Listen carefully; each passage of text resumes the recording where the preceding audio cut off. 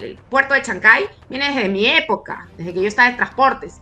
El aeropuerto Jorge Chávez, la adenda, la trabajamos nosotros. Cómo recuperar a esas personas, a los trabajadores que están en esa situación cuando no hay ofertas de empleo suficientes para absorber a toda esa mano de obra.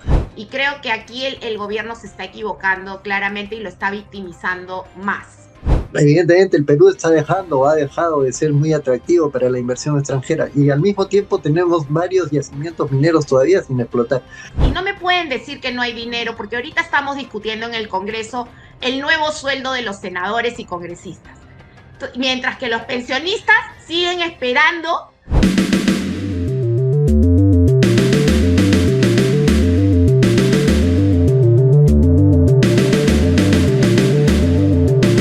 Hola, bienvenidos a este nuevo programa que tiene por nombre Frontera Crítica. El nombre responde, este nuevo nombre responde a precisar con más fuerza nuestro interés en el análisis crítico de las cosas, sobre todo en estas épocas en que pasan tantas cosas que necesitan un análisis profundo y en el Perú porque estamos casi ya en vísperas de un proceso electoral que va a ser trascendente dada la situación del Perú y del mundo. Estamos siempre, como siempre, con César Gutiérrez. César, ¿cómo estás? Bien, Daniel. Buenas tardes, Fiorella. Mira, este Buenas tema, tardes, Daniel, César, un gusto estar con hola, ustedes. Fiorella. Mira, este programa, Fiorella, tiene un año ya. Lo que pasa es que hemos cambiado el nombre porque había redundancia en el nombre que antes se llamaba Causa y Efecto. Pero bueno, estamos ya con un nombre y continuamos. Que vaya al segundo año. Muy bien, lo felicito. Creo que estos espacios se necesitan muchísimo para debatir lo que hoy se reclama, que es el debate de ideas, ¿no? Eh, Estamos hoy día con Fiorella Molinelli, ella es precandidata a las elecciones presidenciales. Fiorella, ¿cómo estás? Buenas tardes, gracias por estar con nosotros. No, un gusto, como siempre. Eh, ¿Cómo así candidata? ¿Qué te ha llevado a postular o pretender postular a las elecciones? Bueno, en primer lugar, creo que he puesto a prueba durante 25 largos años de mi vida mi vocación de servicio para construir ciudadanía, para construir mi país. Creo que me he formado no solamente a nivel académico, sino también he pasado por distintos sectores que me han permitido hoy en día decir que conozco bien al Estado desde adentro. He pasado por sectores como energía, transportes, he estado en telecomunicaciones, he sido ministra de Desarrollo e Inclusión Social, presidenta de Salud, he sido Autoridad Nacional de Protección al Consumidor en Indecopi, he destrabado inversiones desde el Ministerio de Economía y Finanzas como equipo de seguimiento de la inversión. Y creo que esta mirada me ha enseñado a que el Perú lo que necesita es gente comprometida con vocación de servicio, pero sobre todo que dejemos de lado la improvisación y pasemos a la acción. Y después de este tiempo de prueba, donde además hemos mostrado en tiempos difíciles coraje, que es un ingrediente adicional que se necesita en estos tiempos, porque no cualquiera se anima a entrar en política, creo que estamos listos para entrar a competir en esta cancha ya de elecciones, con miras a las elecciones 2026. Perfecto. Sí, tú tienes una trayectoria amplia, la conocemos y siempre has sido exitosa y seguramente en caso que llegues a la presidencia, ojalá por ti y por nosotros todo sea éxito. Pero quisiera hacerte una pregunta antes de darle el paso a César. ¿Cuáles son, en tu opinión, los principales problemas que enfrenta el Perú? Primero, creo que tenemos que transitar hacia un nuevo contrato social en donde tenemos que, yo le llamo así, refundar nuestra república y liberarla de las mafias que han penetrado en nuestras instituciones, nuestros principales poderes, las economías ilegales que hoy nos han invadido, estamos en medio de toda esta trampa de la minería ilegal, del narcotráfico, digamos, de los grandes problemas que hoy están agravándose en esta sociedad porque además el crimen organizado ha penetrado todas estas economías y el gran problema de seguridad ciudadana, ¿no? Que lo reclama la población entera porque ya vivimos ya en una situación en donde nuestras familias viven con miedo. Y frente a ello, también tenemos los temas que no se terminan de solucionar durante décadas, que son salud, educación, la informalidad que invade nuestro país, ¿no? Las necesidades de empleo. Allí nosotros estamos trabajando una agenda muy concreta, ¿no? Para abordar los temas de la minería, la agricultura, el tema de la energía, que también la estamos descuidando, porque en nuestro plan pretendemos recuperar el crecimiento del 7% y eso también necesita tener una mirada de evitar una crisis energética como lo han tenido algunos de nuestros países vecinos como Ecuador. Ujú.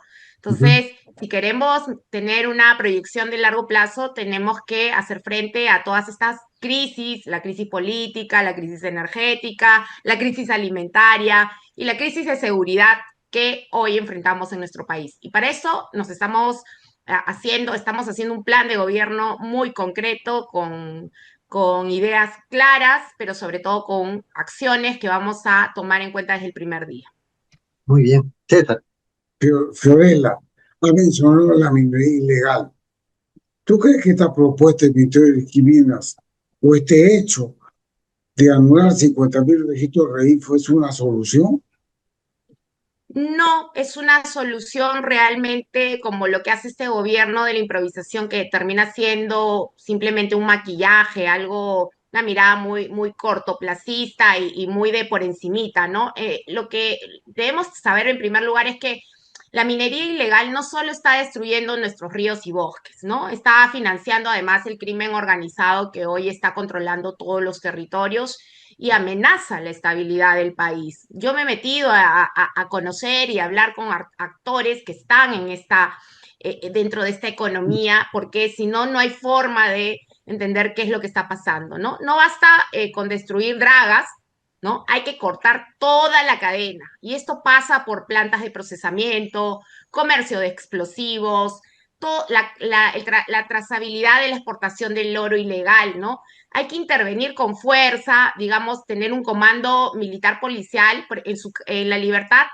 Todos se fueron, llegaron y se fueron a la siguiente semana, ¿no? Tiene que estar Sucamec, tenemos que tener una Sucamec limpia de corrupción, trazabilidad total de minerales e insumos y penas de cadena perpetua para todos los cabecillas, ¿no? El Estado acá no puede ser cómplice por omisión, ¿no? El Estado tiene que intervenir y acá es una guerra contra estas mafias que están saqueando el Perú. Yo como medidas concretas te puedo decir cinco, ¿ya? Primero, tiene que haber una intervención multisectorial sostenida, o sea, no operativos de maquillaje aislados, donde llegan un ratito para la foto y se van. Hay que crear estas zonas de emergencia minera donde quienes están actúan de manera conjunta, la Fiscalía, la Policía, SUNAT, OEFA y las Fuerzas Armadas. Y esto permite una intervención organizada, sostenida, con sanciones penales reales.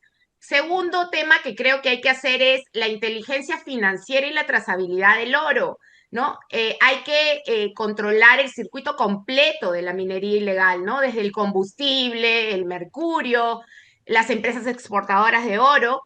Y aquí hay que implementar todo el tema de la bancarización obligatoria y los registros electrónicos para la compra y venta de oro, ¿no?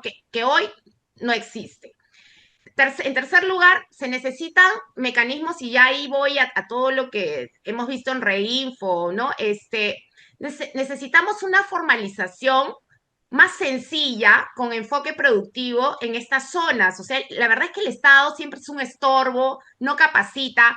En lugar de ponerte exigencias reales, te pone exigencias que no pueden ser cumplidas, son permisos que no se pueden cumplir con facilidad, ligado a la falta de acompañamiento, capacitación, ¿no? Y acá necesitamos permisos, sí, más rápidos, temporales, para la minería artesanal en las zonas más afectadas, con requisitos ambientales que sean cumplibles, razonables, pero no requisitos pues que no los cumple un chiquito, ¿no? Les ponemos los mismos requisitos que se les pone a un grande, y además hay que hacer acompañamiento técnico y acceso a créditos productivos para que los mineros puedan pasar de un modelo que sea formal a uno que sea sostenible en el tiempo, ¿no? Y la cuarta medida es, hay que bloquear todo lo que es el comercio ilegal de insumos, como he dicho, maquinaria, mercurio, eh, todo lo que es el combustible ilegal que se maneja en estas zonas. Y finalmente, como quinto punto, diría, tiene que haber una intervención en desarrollo alternativo local, ¿no? En las zonas más afectadas por la minería hay que implementar realmente programas productivos como la agricultura, el ecoturismo, y con incentivos fiscales además, ¿no? El Estado tiene que mojarse un poquito, tiene que dar incentivos fiscales para, para poder abordar este problema desde las raíces y esto acompañarlo con becas y empleo joven para darle oportunidad a las comunidades, ¿no? Y evitar que las nuevas generaciones sigan entrando en esta, digamos, en esta trampa sin retorno, ¿no? Por buscar oportunidades para salir adelante. Con el permiso de Daniel, una repregunta, Fiorella. ¿Tú crees que el Estado tenga la capacidad de gente honesta para todo ese circuito de ilegalidad lo puede tener? Garitas que dejan pasar camiones, sunatas aduanas en el aeropuerto, que con documentos que imagino que no son verdaderos se porta y que eso es mercurio ilegal por proveniente de Bolivia hacia Madrid y Puno. ¿Tú crees que tiene el Estado eso? Y el segundo Lo que pasa es que creo el que segundo esa tema pregunta es bien importante, César, porque me lleva a un segundo tema que es, hay que refundar la policía. Y la policía lamentablemente está involucrada y muy involucrada en todo, y se presta para todo este problema que hoy, digamos, lo hemos enunciado, que son las economías ilegales, ¿no? Porque los circuitos los cuidan ellos, las y interdicciones, la política también está involucrada. Hay la gobiernos política, de acuerdo, que estamos invadidos, y ese también es otro tema neurálgico, porque ya no es que tocaban la puerta del Congreso, del Ejecutivo, ahora son actores dentro de las entidades. Y acá hay que refundar la policía y aquí paso a dos temas importantes, ¿no? Primero hay que crear una policía con, digamos, con mucha tecnología, bien equipada, pero sobre todo esta policía que se dedica a las investigaciones, ¿no? Recuperar esta policía de investigaciones del Perú, bien dotada, bien capacitada, con alta tecnología. Y por otro lado, refundarla con la policía comunitaria, la policía que no sea represiva, sino la policía que está al alcance de los vecinos, que es tu amiga, que te acompaña, que te defiende, que si ve el parque que está apagado y el foco no está en buenas condiciones, va y te acompaña a reclamar a la empresa eléctrica, que que no va te y te acompaña a asalte, que reclamar no al te municipio. asalte, Fiorella, te acompañe y que no te asalte.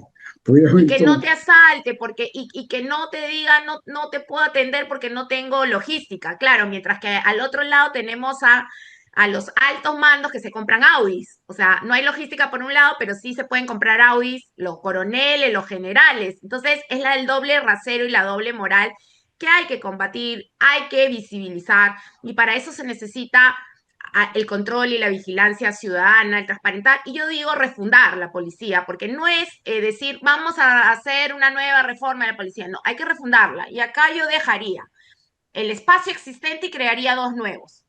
Del espacio existente yo saco quiénes son los expertos en investigación y pasan a la policía de investigación y los doto de tecnología.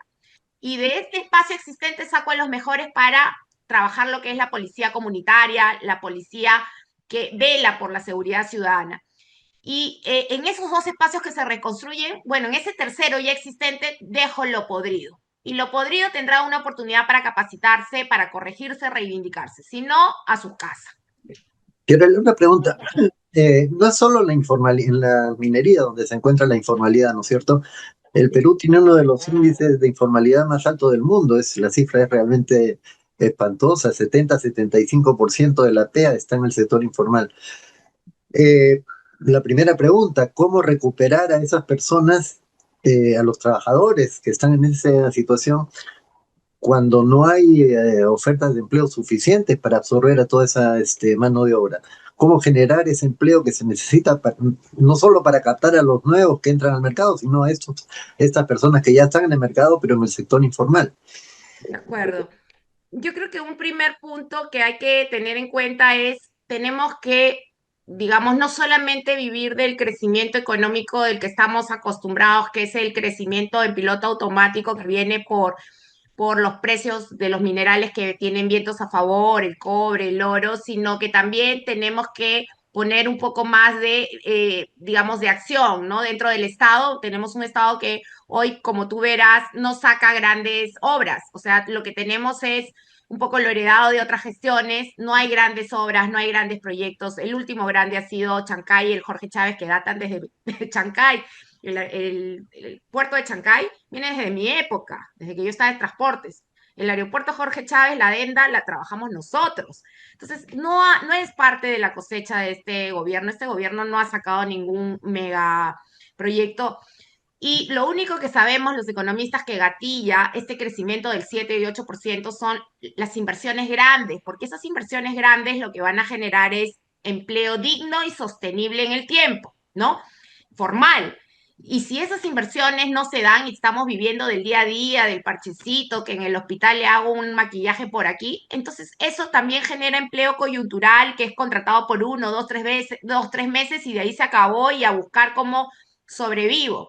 Entonces, dentro de la informalidad tenemos que trabajar primero, recuperar los grandes proyectos de inversión, volver a hacer soñar a nuestro país y acá tenemos que lanzar, por ejemplo, un shock en materia de transportes, por ejemplo, Chile, y acabo de estar hace unos días en Chile, nos llevan 25 años de adelanto en todo el sector transportes, tienes el transporte integrado, metro, tren, buses, nadie se va a atrever pues a traer un tren a diésel, o sea, es un pecado. Y en nuestro país vecino, con una tarjetita pagas todo, no tienes que estar pagando, todo es digital. ¿Tú crees que alguien se va a parar a pagar un peaje? Nada, el peaje te llega a tu casa como una tarifa, con tarifa postpago, o sea, te llega a tu casa como tu recibo de luz. Y tú sabes que además de las autopistas que son, digamos, las que están encima, las que se notan, abajo hay la autopista subterránea, o sea, es como tener dos pistas en una. Sí. Y entonces el tránsito fluye. Y eso lo ha hecho nuestro país vecino. Si Chile lo ha hecho, yo estoy convencida que Perú también lo puede hacer. Hay que sacar la reforma ferroviaria para integrar a nuestro país, así como Belaúnde alguna vez soñó con las IRSAs, con las longitudinales, y se hicieron en nuestro país. Tenemos que sacar la reforma de los verdaderos trenes que van a comunicar a nuestro país. Esos son los grandes proyectos. El tema del gas hay que terminar de resolverlo. Hay temas y no me pueden decir que no hay dinero porque ahorita estamos discutiendo en el Congreso el nuevo sueldo de los senadores y congresistas. Muy bien. Mientras que los pensionistas siguen esperando que les llegue algún día la suerte y si les llega, porque como ya son personas adultas, pueden pasar a mejor vida y entonces nunca se hizo justicia en sus casos. Pero el congresista sí se tiene que subir su sueldo hasta 40,000, es una vergüenza. Decir Muy que no hay bien. plata en nuestro país para mí es una vergüenza. Muy interesante y vamos a seguir conversando después de un corte. Un momentito, regresamos.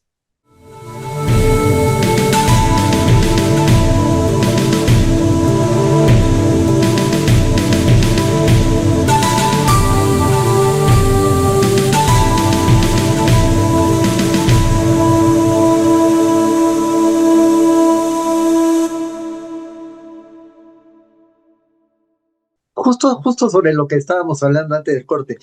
Eh, sí, se necesita proyectos de inversión, justamente creo, para captar toda esta cantidad de gente que necesita trabajo y sobre todo para generar más riqueza para el país. Ese Ahora, es un punto, pero también necesitamos apoyar la formalización de las micro y pequeñas empresas, incentivar a las micro y pequeñas empresas a formalizarse a través de beneficios fiscales, la simplificación de Ya, trámites ya que habla burocráticos. de beneficios fiscales, ¿tú estás de acuerdo con la ley Clipper 2.0 de bajar el No, impuesto a la renta de 15%, de 29,5 a 15, a los que ya tuvieron beneficios 20 años? ¿Tú estás de no, acuerdo? porque ya han vivido de la mamadera del Estado lo suficiente, ¿no? Primero, creo que esta ley, pues, lo que vemos es una desigualdad fiscal porque les reduce prácticamente, la ley reduce los impuestos para las grandes agroexportadoras del 29,5% al 15% hasta el 2035. O sea, somos el Estado más regalón del mundo. lo que está provocando una pérdida fiscal pues de 1.880 millones anuales, y esto lo ha dicho también el MEF. Acá hay que ser a propuestas reales, y las propuestas reales pasan por reestructurar estos beneficios fiscales para que favorezcan también a pequeños productores, tanto a pequeños productores como a grandes, pero no con esos incentivos tan generosos. O sea, hay que ir rebajando y ya tiene que quedar algo para el fisco, para más hospitales, más carreteras. Luego, el otro tema que no me gusta de esa ley es que hay una concentración de beneficios. O sea, ¿cuántas empresas son las que se benefician? Menos de 20 empresas son las que van a disfrutar de esa ley, ¿no? Que refuerza el oligopolio en el sector agrícola. O sea, están contribuyendo a crear un mercado oligopólico perverso donde hay que corregirlo, ¿no? Y aquí hay que implementar un sistema progresivo que incentive a las pequeñas y medianas empresas con beneficios fiscales, como vuelvo a repetir, y ella tiene que chorrear hacia abajo. O sea, tiene que haber un modelo que permita comprometer el crecimiento de los más pequeños, ¿no? Que a ellos sí les sacan la mugre, los explotan. ¿Y por qué digo que los explotan? Porque esta ley viene con precarización laboral. O sea, la verdad es esa, ¿no? ¿Tú La estarías ley, de acuerdo, Fiorella, con un aumento del salario en el sector agroindustrial que se han un opuesto aumento a del salario en el sector agroindustrial. sí, Yo creo que eso hay que analizarlo con cuidado. O sea, creo que hay algunos salarios de los más pequeñitos que hay que mirarlos con cuidado, porque acá lo que pasa es que dentro del maquillaje nos olvidamos de los chiquitos y favorecemos a los grandes. Y te lo digo porque yo lo he mirado en salud. Cuando las empresas agrícolas, digamos, reclamaban 4% de salud, subió a 6, 4% de recaudación, 4% de aporte y lo subieron con mucho y cuando tú a veías 6. las empresas que se beneficiaban de las exoneraciones en salud eran las más grandes y no les chorreaban las más chiquitas que no tenían acceso a la salud. Entonces, por eso te digo, son leyes que aparentan ser buenas, pero no llegan no chorrean hacia abajo, no generan beneficios al pequeño agricultor, a los pequeños empresarios. Al contrario, generan precarización laboral, y esto está, digamos, jugando solamente a favor de un cierto sector que está viviendo de esta madera permanente que se prolonga hasta el 2036, ¿no? 35, perdón. Te Entonces, van a decir caviar, Fiorella. no, porque además creo que ya tuvieron un tiempo suficiente para disfrutar de esos beneficios, ¿no? Ya toca que esos beneficios eh, digamos, se expandan hacia la población que más lo necesita. Y acá no podemos dejar desprotegida Han sido 20 a años de los pequeños beneficio. agricultores, ¿no? Han sido 20 años de beneficio, pero el tango dice que 20 años no es nada. Eso es lo que hizo los portadores. Imagínate, o sea, ya 20 años yo creo que el Estado ha sido bastante generoso, ¿no? Y Una, como una, vuelvo a repetir, ni siquiera es un tema de gradualidad, porque tú puedes decir, vamos a comenzar a reducir gradualmente hasta llegar al impuesto que todo el mundo paga, ¿no? No, acá no, prolongo tanto tiempo más, o sea, ni siquiera gradualidad, que sería lo razonable. quiero volver un Y yo creo que poco. el Ministerio de Economía ha sido también claro en esto del impacto que se estaría generando en el forado fiscal.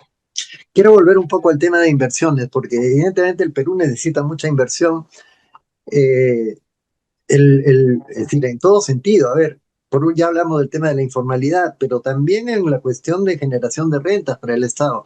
El Estado peruano, la presión fiscal en el Perú no llega al 19%, está en 17, 18%. A ver, si comparamos eso, exagerando mucho la comparación con países como Alemania, tiene una presión fiscal de superior al 40% sobre un PBI que es 20 veces superior al nuestro. Entonces, ¿cómo hacer para aumentar las rentas del Estado, aparte de la informalidad que no sé si soluciona completamente el problema, aunque todos pagaran impuestos? Por otro lado, la inversión extranjera en el Perú es escasa. Dígase lo que se diga, el Perú tiene un stock de inversión extranjera de 30.000 millones de dólares, Chile tiene 320.000 millones de dólares, Brasil, no digamos, tiene casi 800.000 millones de dólares. Evidentemente el Perú está dejando o ha dejado de ser muy atractivo para la inversión extranjera, y al mismo tiempo tenemos varios yacimientos mineros todavía sin explotar. La pregunta es, ¿considerarías la creación de una empresa minera estatal que pudiera explotar esos recursos y generar más rentas para el Estado al estilo Codelco, digamos, en Chile, ya que hablaste de Chile? Sí, a ver, yo creo que hay que dejarle al Estado lo que digamos, aquellas actividades donde el mercado falla. Yo en eso tengo mi pensamiento claramente, creo en las libertades económicas. Creo que hay que dejar que el Estado, digamos, el mercado, realice las actividades, ¿no? Que calce la oferta y la demanda dentro de este desarrollo, obviamente viendo y supervisando que los mercados funcionen bien. Cuando los mercados fallan, ahí es donde entra el Estado, ¿no? Si hay barreras a la entrada, si hay problemas de información, si hay oligopolios, monopolios, como en la industria farmacéutica. Entonces, si el mercado lo puede hacer bien, el Estado no lo va a hacer mejor. Hay que dejar que el mercado lo haga bien. No Y lo hace el mejor, sector, pero por lo menos puede generar más rentas para justamente para educación, salud y todo lo que lo se que pasa es que necesita. miremos claramente cómo el Estado lo ha hecho en Petroperú. Ya, pero Y tú ahí eres, tienes la respuesta a tu pregunta de qué opino si el Estado se debe meter al sector pero tú, minero. Pero sí, estamos solamente hablando para y estoy. completar un Sí, sí, poquito pero la, a ver, solo la déjame idea. completar la pregunta, porque estoy suponiendo y estoy seguro de que tú representas un cambio. Lo que hizo mal Petroperú ya no lo debería volver a hacer bajo un gobierno tuyo. Si eso fuera así, entonces seguramente sería así. Un estado limpio, digamos, administrado por gente honesta, que en el Perú también hay gente honesta, claro que sí, profesional de alta calidad. No podría ser una alternativa para generar más recursos para justamente tener ese dinero que ahora falta para todo lo que hay que hacer. Solamente te hablo de un sector, infraestructura. Se calcula que el déficit de infraestructura es de 180.000 o más millones de dólares. ¿Cómo se financiaría todo eso si no hay más rentas? No, un Estado con las condiciones actuales, un Estado participando en estas actividades con las condiciones actuales serían terribles. Acabamos de ver cómo los congresistas incluso querían sacar una ley para que haya un ex congresista en cada una de las cooperativas financieras, en cada una de estas cooperativas financieras. O sea, se imaginan quiénes terminarían gerenciando estas actividades, ¿no? El Estado hoy es un Estado que, como volvemos a repetir, ha sido penetrado por la ilegalidad, por el crimen organizado, y creo que hoy representaría un grave retroceso entregar estas actividades que han venido, digamos, pueden ser mejores, pero están todavía, Estaríamos frente a, son el motor de estaríamos nuestro frente a un crecimiento estado económico. fallido, entonces. Creo que hay en el tema ya para responder concretamente a tus preguntas de cómo hacer para generar más ingresos para nuestro país, creo que hay otros mecanismos concretos. Primero hay que ampliar la base tributaria y asegurarse de que los sectores económicos contribuyan al fisco y para eso hay que eliminar la informalidad y promover más inclusión fiscal de pequeñas y medianas empresas. Impuestos Segundo, sobre ganancias, impuestos sobre ganancias. ¿Has pensado en impuestos sobre ganancias? yo creo que es un tema que sí se debe revisar. O sea, sí hay que revisar porque acá tenemos que caminar hacia a un modelo más eficiente, hay que mejorar todo lo que es los incentivos, como vuelvo a decir, en este caso acabamos de ver los incentivos tributarios en el sector agrícola, ¿no? Hay que fortalecer todos estos aspectos de manera que el Estado también se quede con parte de todo ese crecimiento económico para impulsar a otros sectores que también lo necesitan, ¿no? Y tenemos brechas por cerrar. Hay que mejorar la eficiencia administrativa también, y eso pasa por procesos de recaudación que ayuden a reducir la evasión fiscal. Cada vez las técnicas para evadir son mejores, o sea, la gente se ha profesionalizado en esa materia. Hay que mejorar la transparencia en la gestión tributaria y esto se puede lograr con un mejor uso de la tecnología, ¿no? Hay que revisar las estructuras tributarias, como tú dices, evaluar si los tipos impositivos o los beneficios fiscales están alineados con la realidad económica, y hay que eliminar todas estas distorsiones que existen en nuestro modelo fiscal, ¿no? Que no nos están ayudando a tener un sistema progresivo que no afecte a los sectores más vulnerables. Y aquí hay que combatir la ilusión y la evasión, ¿no? Con mano dura, aumentar los esfuerzos para desterrar todas estas prácticas ilegales que ya conocemos, ¿no? Y que nos están quitando ingresos importantes al país. Y Pero por eso, ejemplo, Sí, Sí. volviendo a lo que decías, tú eres economista, Fiorella, tú conoces la teoría de Ricardo de la renta diferencial, etcétera. ¿Considerarías un impuesto a las sobreganancias mineras que efectivamente existe? Porque si el oro se vende a $3.300 hoy día cuando su costo de producción es muchísimo más bajo, hay una sobreganancia producida por un factor que es la tierra del Perú, que es del Estado peruano. ¿Deberían pagar un impuesto adicional por esa sobreganancia, no? Mira, los convenios de mineros tienen hoy en día estabilidad jurídica, ¿no? Eso tendría que pasar por una reforma mayor, más compleja. Creo que digamos, hay que ver qué contratos están ya, digamos, al límite, que se puedan revisar y negociar mejor, porque lo cierto es que el Estado no ha sido un buen negociador a lo largo del tiempo, ¿no? Eso está clarísimo. Creo que hay que mirarlo. Tengo la impresión de que hay contratos que deben estar por vencerse y que hay que renegociarlos de una mejor manera, considerando estas sobreganancias.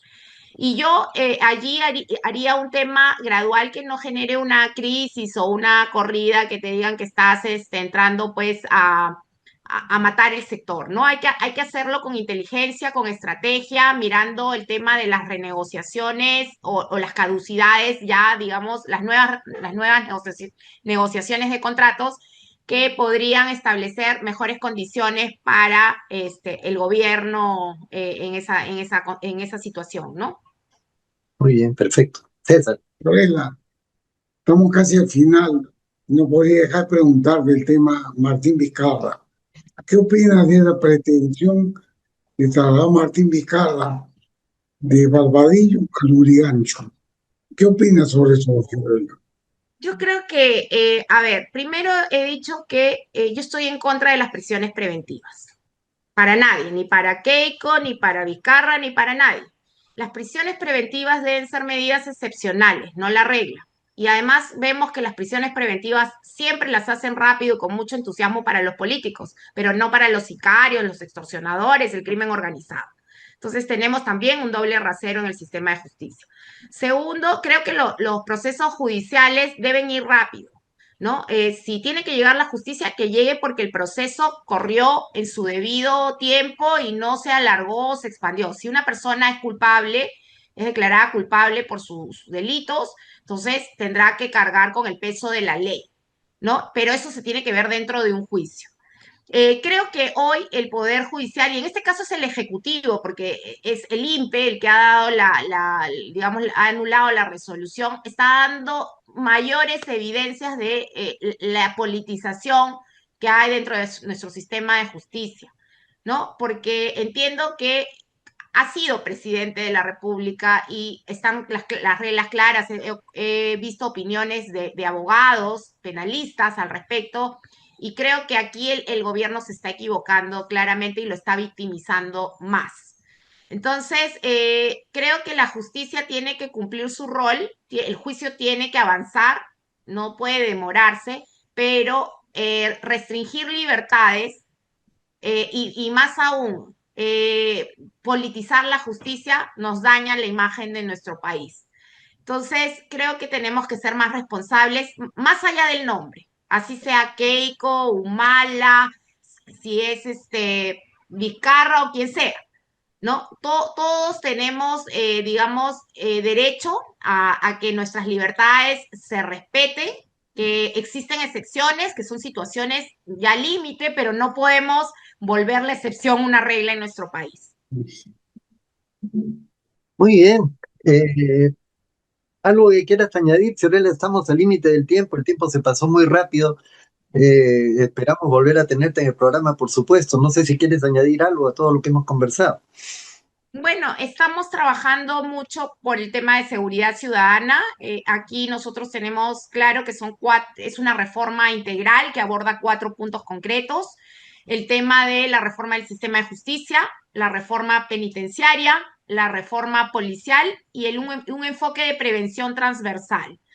Y dentro de la reforma del sistema de justicia sí tenemos que realizar un sinceramiento de la carga procesal de fiscales, jueces, casos embalsados en el sistema, pasar de jueces provisionales a jueces titulares, que los laboratorios de flagrancia de verdad funcionen en nuestro país. En el tema penitenciario necesitamos cárceles de verdad, no cárceles donde exista el hacinamiento, donde las cárceles se convierten en el delivery de la extorsión, del sicariato.